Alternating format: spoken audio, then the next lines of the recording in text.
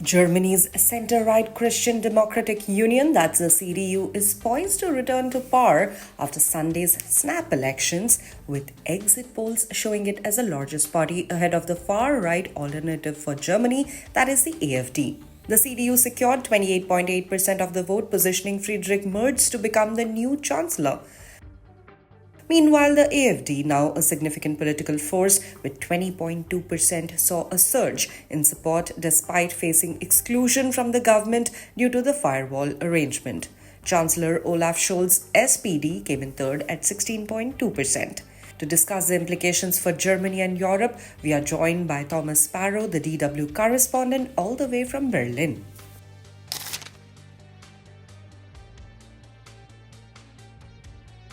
There are three main conclusions that we can make at this point. The first one is that Germans voted for change.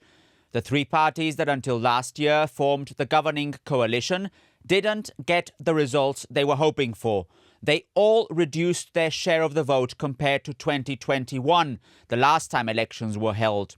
In fact, the governing Social Democrats got their historically worst result ever and ended for the first time in third position.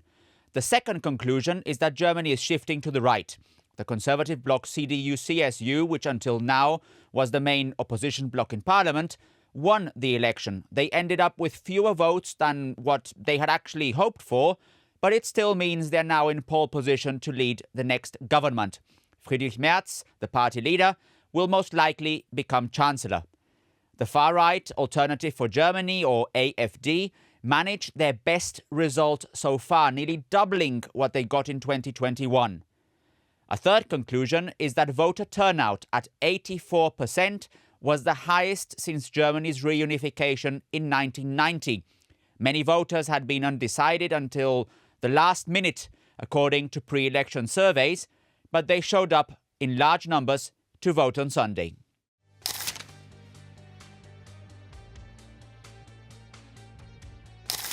What seems clear at this point is that they will lead the opposition. They won't be in government, most probably, because all other parties, including Friedrich Merz and his conservative bloc, have said they will not form coalitions with a party that is, in part, so extreme that it's under surveillance by German intelligence services.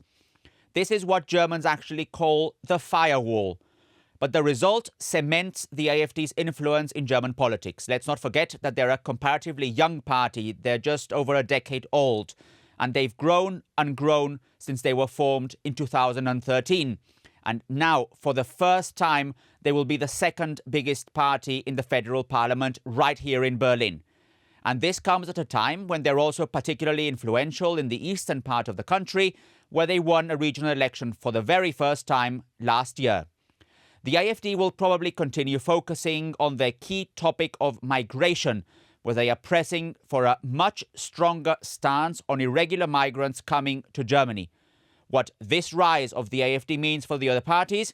Well, it means that they will have to essentially form majorities without a fifth of the electorate that chose the AfD.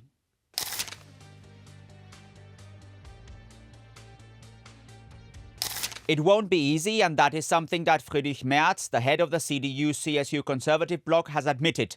In the past, it took weeks, if not months, for German parties to form coalitions, which left Germany for a significant time without a functioning government.